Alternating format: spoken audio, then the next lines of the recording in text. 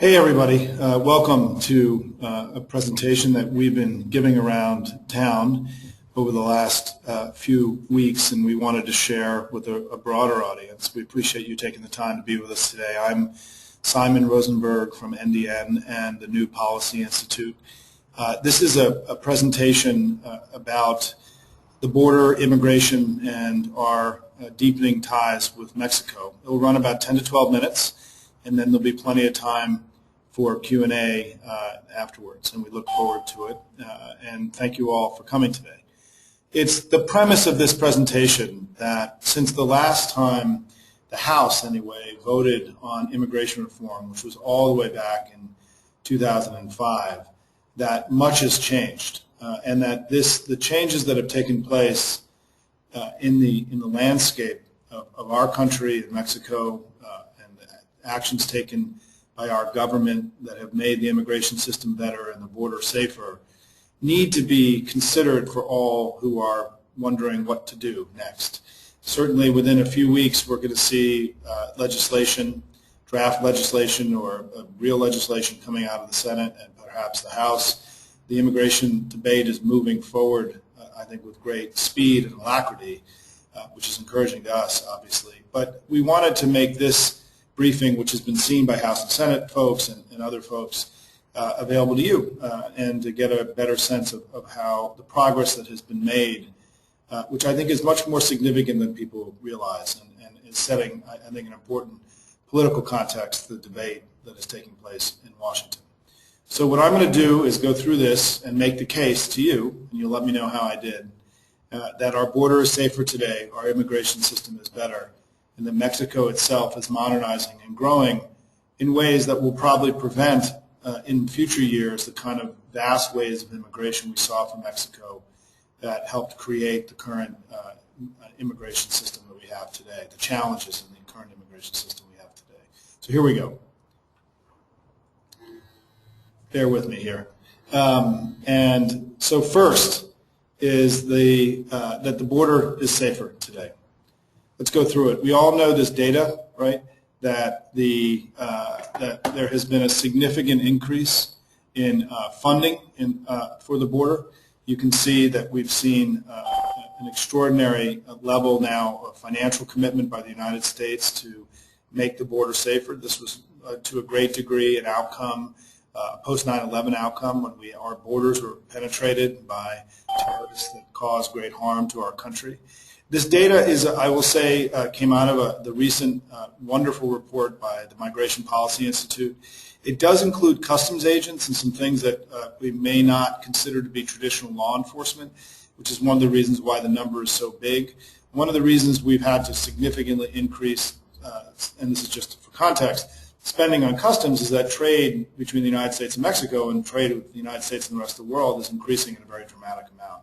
But those customs agents also work as part of the broader law enforcement effort in our ports of entry, airports, and so on around the United States. But there's been a real significant commitment to making our border with Mexico in particular much safer today than it was.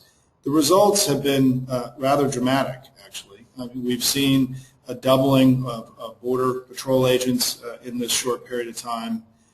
And if you look at the outcomes, we've seen, just based on this measure, and there's a lot of debate about what the right measures would be to gauge whether the border is safer. If you take a look at violent crime statistics in the border region, and we took the 11 largest cities, which make up most of the population of the border region, violent crime has plummeted along the border. And you also see there are similar results for murder rates as well. And this is a fairly universal phenomenon. I mean, if you look at, there are a couple, if you look at, we picked sort of 3 representative cities in California, Texas, and Arizona, and you see really an extraordinary decline. I mean, look at San Diego, right? Really remarkable, which is the biggest city along the border. El Paso, which is across the river from Ciudad Juarez, which is the most dangerous city in the Western Hemisphere, has seen a precipitous decline in all forms of crime. There's been basically no spillover violence from the rise of the cartels on the Mexican side of the border in recent years. And so despite a worsening security situation on the Mexican side of the border in recent years, you've seen a vastly improving situation here in the United States. We also know that the immigration itself has also gotten, so first of all, the border is safer. Next, our contention is that the immigration system itself has been made much better by the Obama administration. When Obama came into office, we had already started to see a decline in net migration, but the immigration system itself had only really started to go through a serious evaluation in 2005. That's when John McCain and Ted Kennedy came together with many outside groups to propose what we know today as comprehensive immigration reform. There was a sense that the combination of post 9/11 and what had been years and years of very high levels of migration by any historic measure, much of it undocumented, right? That something had to be done. And the politics, without going into this, and I can get into the Q&A, is that we started hitting in 2005 this sort of crescendo of concern, mostly the Republican Party, about this waves of migration. And so when Obama came into office, we had already started to see a decline. Some of that was economic, some of that was the result of the enhanced security that you had seen that had been started to be put into place before he became president. But the immigration system itself, which had the attempts for reform had begun in 2005, had not gone through a wholesale reform yet and change and improvement. And the Bush administration was trying some things, some of which had success, some of which were improved upon by the administration. But the most important thing that happened in the last two administrations is that we've seen this precipitous decline in undocumented migration into the United States, to the point today where net migration is now at zero. And so when you hear people in the media talking about this huge flow of undocumenteds that continues into the United States, it's just simply false, right? This is an amazing accomplishment, actually, compared to where we were. Again, some of this is economic-based, both the strong economy in Mexico, the weak economy in the United States. But there's also, you have to give credit to the enforcement regime that has clearly made it much less attractive and much harder to get through, right? And you go back again, look at this number, look at these numbers. It's a significant accomplishment by our government, showing that with more resources, better strategy, and greater cooperation with Mexico, that we can actually make the immigration system much better today. Next is the administration, as I said, inherited what we've all called a broken immigration system. But despite very difficult politics in the country and incredible congressional opposition, the administration didn't sit still. And it took a series of steps to dramatically improve the legal immigration system in the United States and the way we conducted immigration policy. This idea that you hear from others that Obama's done nothing, he hasn't tried, it's just simply not true, right? I mean, just even the replacing the workplace raids that Bush was doing, which were with more targeted and effective I-9 audits, has been good for migrants and good for businesses. We've seen a significant improvement of E-Verify. I know there's still a lot of questions about it, but clearly it's being used by more people, and people who are using it are happier with it than what was there before. Perhaps the most important reform was the one that has gotten a lot of press, the DACA effort to allow DREAM-eligible youth to be given a form of legal status, but that wouldn't have been possible if there had not been a previous effort to prioritize criminal migrants for deportation, which was a significant improvement in the way the administration was enacting current law. And by prioritizing criminal migrants or deportations as opposed to just the rounding up and taking anybody who was undocumented, which was essentially the policy of the previous administration, we created a condition, a political condition that allowed DACA to take place. We would not have been able to have enacted DACA without the prioritization of criminal migrants. And we also know that for those of you who are wonky students of immigration policy, that the administration is in the process of getting rid of the 3 or 10-year bar, which is going to allow families to stay together in a much more significant way during a long immigration process. For immigrant families, legal immigrant families, this is a big deal. It hasn't gotten a lot of press, but it is a really big deal, and we can talk more about it in the Q&A if you want. The other thing the administration did, and I don't think they've gotten nearly enough credit for this, is that they took on the self-deportation attrition movement, which had begun to flourish in the early part of the Obama administration, led by the notorious SB 1070 law that was passed in Arizona, which really stepped outside the bounds of the state, which was really designed to essentially make the life of undocumented immigrants so miserable that they would self-deport, to use this terrible term, that they would leave voluntarily the country. This is the strategy of a wing of the Republican Party that was never comfortable with comprehensive immigration reform and the idea of eventual legalization.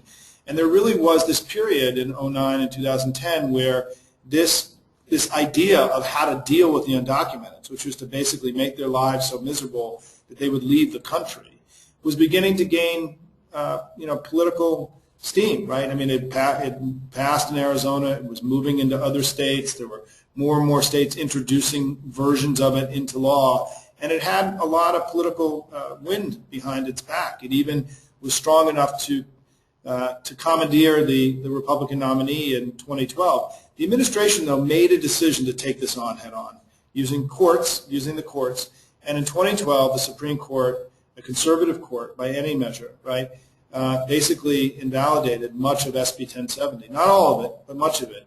We called that at the time the battle of, it was the Gettysburg for the self-deportation attrition movement.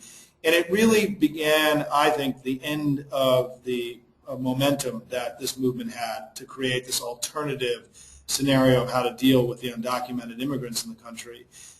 You saw that Romney then lost the election, getting a record low result with Latinos. And today, where we are, is that option of self-deportation attrition is really not a serious option on the table right now.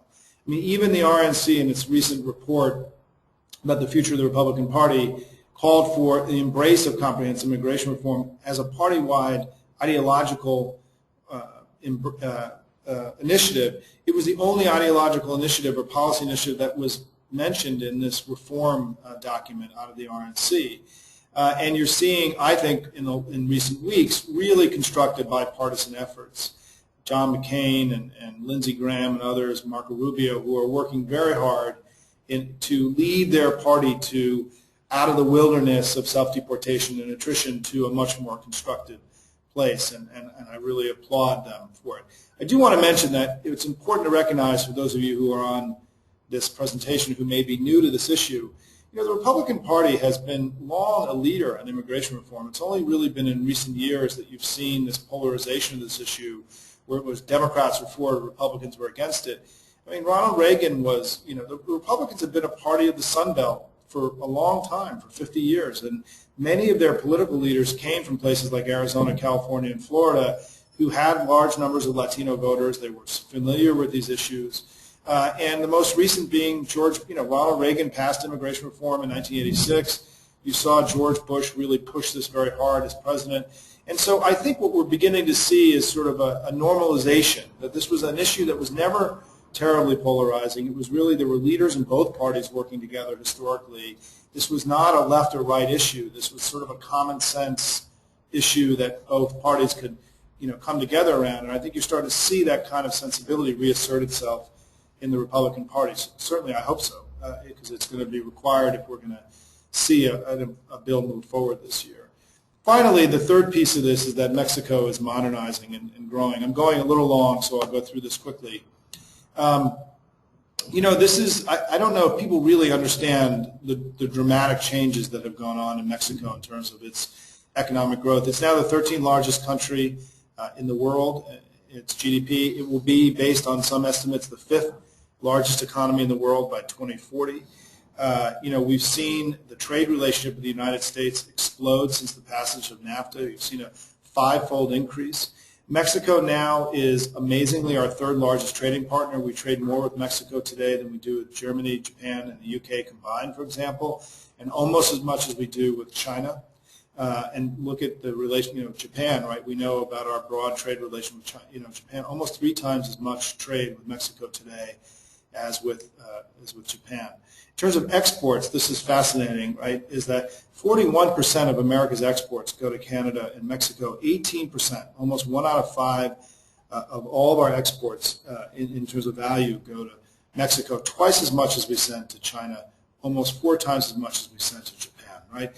This economic relationship we have with Mexico has really become, NAFTA has worked, we believe, and been very, very effective at giving Mexico a chance to grow on the global stage. The prosperity in Mexico, there is still great poverty and enormous challenges ahead, but the basic per capita income has tripled in Mexico since the passage of NAFTA. A significant increase. Mexico is becoming a middle-class country now, and it's one of the reasons why we are exporting, because their consumers are buying. Right? It's this is a big country, over 100 million people, right next door, and it's become a very important economic partner and export market for the United States. Mexico is also going through a huge demographic change. We are, if those of you who study population, you know that the replacement rate of population is 2.1 kids per family.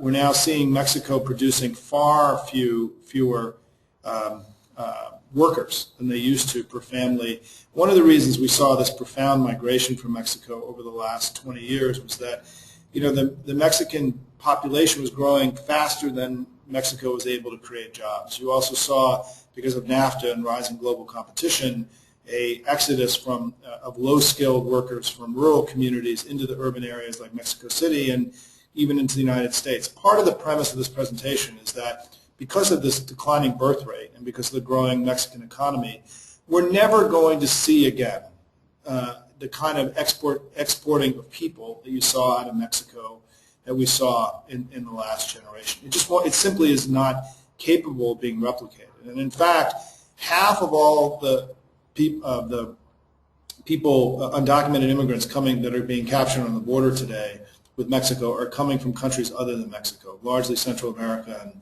and South America. But you're seeing an enormous decline, as we've seen, of the migration from Mexico into the United States. And so when you hear people in this debate arguing that, well, we can't ever allow this to happen again, well, it will never happen again. We're never going to see the kind of large-scale migration that we saw over the last generation.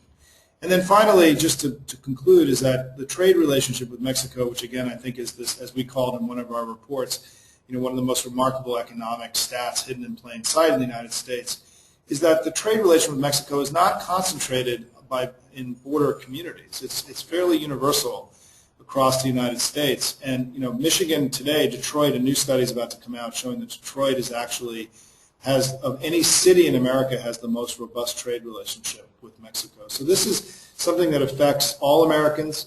The border infrastructure that we have, the port of entries, the number of customs and border agents that we have with Mexico, the trade relationship is a national treasure. It's not just something limited to the border community. It needs to be better understood as we go forward. So our bottom line is as we get ready to have this debate in the next few weeks, is that with more money, a better strategy, and greater cooperation with Mexico, the Obama administration has made the border significantly safer, our immigration system much better, while also dramatically expanding legal trade and tourism with Mexico, right? It's a rather incredible accomplishment. I mean, here we were clamping down on the border while also expanding trade, right?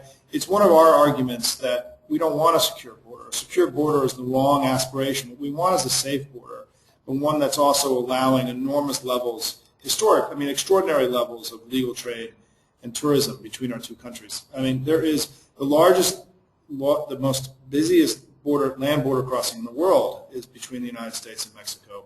We're talking about enormous volumes of people and trade, over $1 billion of trade between our countries every day, and 240 million people came across the border from Mexico into the United States last year. I mean, these are extraordinary levels of trade and tourism and people flow, and yet the security situation has gotten much better. It's really a remarkable achievement, frankly, by our government in recent years, a bipartisan achievement, by the way. Both parties clearly worked to bring this about. So while we have made great progress, right, there's still much more we have to do, and that's really what Congress will be focusing on in the weeks and months to come. And I remain optimistic that the two parties can come together to pass a good bill this year that, of course, includes a reasonable and fair path to citizenship. Let's keep our fingers crossed.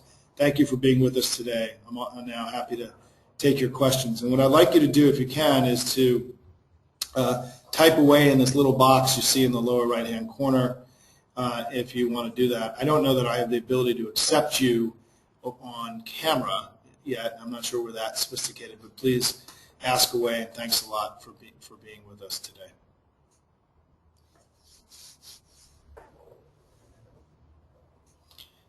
Any questions, anybody? Don't be shy.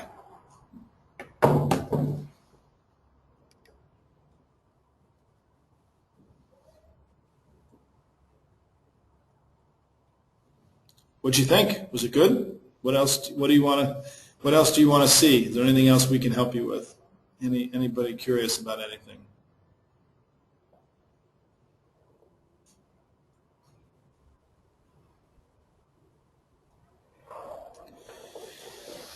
Question from John. Thanks, John. Yeah, look, I mean, I want to say that I think what I believe to be the case right now is that the House and the Senate have come very far in each of their own processes to come out with what I would call an outline or a 90% agreement. I think this last 10%, the stuff that has to get done, is significant. It's I think there's broad agreement. Frankly, the context for all this, which was the McCain-Kennedy bill in 2005, has not really gone through significant alteration. I mean, let me put it differently. There was a coherent legislative framework in place that everyone has been working off of. And there are some tough decisions that have to be made in the final stages. And I think also even after the legislation is proposed, there will be hearings and things will be changed and amended. And then there'll be, if we follow regular order, which I hope we do, you'll see further deliberation in the reconciliation process, come the summer and the fall. So, my own belief is that we've come a long way. I'm very, we all should be heartened by the outline that the Senate Gang of Eight released in January, I think it was, right? There are obviously one of the great concerns we have, as I expressed earlier, is in how arduous the path to citizenship will be. We hope it's a reasonable and fair path, and that it's not something that becomes unachievable by most undocumented immigrants. We also think there will be more money for border security and for maintaining sort of maintaining and keeping in place and building upon the progress that's been made. I know that there are going to be people who are going to be unhappy about that. We aren't. We think that it is critical that America has the ability to have secure borders and to determine who comes into the country. That is certainly within our right to do so. And I think what happened where we were having this flow of 500,000, 600,000, 700,000 undocumented immigrants a year coming into the country was just simply unacceptable and wrong on every level. It's not something that any country can tolerate. They have to be able to make decisions and have a functioning migration system. It's not fair to the legal migrants that came in, and then frankly it's a sign of government dysfunction on something that is critical and essential to protecting the common good and keeping the country safe. So I think that the progress that's been made along the border has been significant and particularly important. And I think if there's more that we can do to maintain that level of security, we should do it. I think the other thing is that we have to recognize what also has changed since 2005, John, and we didn't get into it this much in the deck, is that the cartels have risen. I mean, we have a real serious security concern, traditional national security concern happening right over the border, right? You've got 100,000 or so heavily armed paramilitary figures in violent and lethal organized crime organizations that are well funded. They've had easy access to high-powered lethal weaponry, cheap lethal weaponry from our very lax gun laws here in the United States. A new study that we're going to be writing about in the next couple of days shows that 250,000 guns are smuggled from Texas and Arizona into Mexico every year. We've got to do a better job. It's our guns and our drug habit that are fueling the violence in Mexico. And given our extraordinary cultural and economic relationship with Mexico, we have to do a better job at slowing that gun flow. Some of the things that are being proposed in the gun legislation, the gun violence legislation, like background checks and the anti-trafficking straw purchaser initiatives, could go a long way, frankly, to helping slow that gun flow into Mexico. And so, I think that until we start to see a real reduction in the violence on the Mexican side of the border, we have to keep our guard up here. I mean, we've done the right thing here. It's been expensive. There's no doubt about it. But I think we've gotten real results, and we've demonstrated that with better strategy and more investment, we can make the immigration system better. I think it's the success of what we've done along the border that is a prerequisite now for us creating the political space that's allowing us to contemplate fixing the rest of the immigration system. Frankly, I think DHS deserves much more credit than they've gotten for creating political space to allow this debate to happen in ways that I think we're hopefully all going to be pleased with this summer and fall. Thanks for your question, John. Anybody else got anything? I'm got a few more minutes. Happy to move on. Oh, we do. So Armando, thanks for writing in. You write, will comprehensive immigration reform include a disposition similar to DREAM Act, perhaps pathway decision in the language, or will Congress address the issue separately? There seems to be mixed signals. I think what's universal is that I think you're even hearing some of the House Republicans who've not accepted citizenship for all of the undocumented, saying that they would be for DREAM, right? So I think that one of the most, and maybe Christian, we can add to this presentation a little bit by giving credit to the DREAM Act movement itself. The students and the young people and those who participated in the efforts around the DREAM Act deserve an enormous amount of credit also for having created the political space to show, to make sure that we had movement on immigration reform this year. It was the reason I think the president had the room to move on DACA was not only that they had created a legal rationale through the prioritization of criminal migrants, but because there was the success of the DREAM Act kids and the youth leading that movement themselves. I mean, they had really persuaded many, many people that this was something that just had to get done. And I think I was skeptical. I'm going to admit that I was a skeptic that the DREAM Act could move separately from broader immigration reform, and I was wrong, frankly, about that in my own sort of political calculation. And I think that the DREAM movement was extraordinary and been one of the most successful political advocacy movement efforts that we've seen in modern American politics. And I think you've seen the DREAM movement, the DREAM Act argument really prevail inside of Congress. And that the idea that once we were able to, and I think this is really important, right, is that once we were able to show that you could create legal status for any undocumented, it became much easier to make the argument we should finish the job and do it for everybody. And that's why I think the success of the DREAM movement was, in addition to DHS's success in making the border safer and the Obama administration's success in defeating politically the self-deportation attrition movement, and you couple that with the DREAM success, the DREAM Act success in prevailing about creating legal status for a class of the undocumented. These are all essential steps that had to take place to have given us the political space to really move forward this year. So I do think that, whether it's included in the legislation or there's a separate vote, I think that's sort of a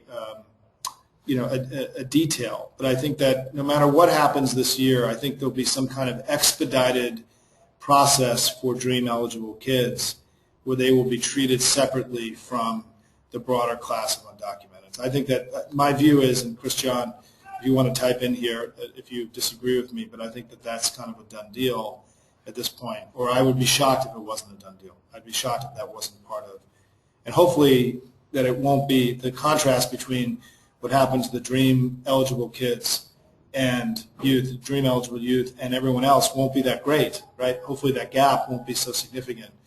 I think that and Christian writes in here, I concur. And I'll tell you, Christian's a tough critic, so I'm glad to have his support on this. Anybody else got anything before we take off?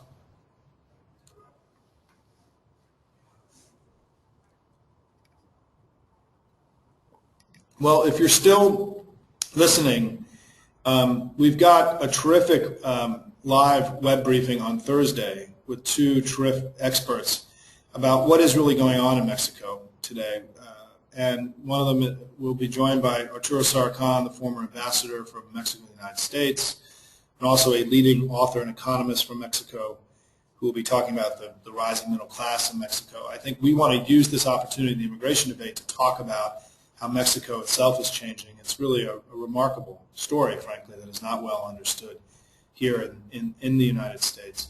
So join us on Thursday. And if you know anybody in D.C. who wants to come and see this presentation live in a Q&A period that Christian and I will be conducting afterwards, we'll be here in our offices on Friday. And then later today, we'll be announcing that on the 15th, we're going to have a wonderful event with the current Mexican ambassador to the United States, and Doris Meisner, the head of the Migration Policy Institute, will be joining us on the 15th to keep this conversation moving forward. So thanks for being with us, everybody, today. Keep checking back on our work at ndn.org and also 21border.com. We appreciate you joining us. Feel free to give us feedback. We'd love your thoughts. What could we make better? What would you like to see in future presentations like this? Because we'd be happy to repeat it to other audiences. And again, thanks for your time, everybody, today. Take care.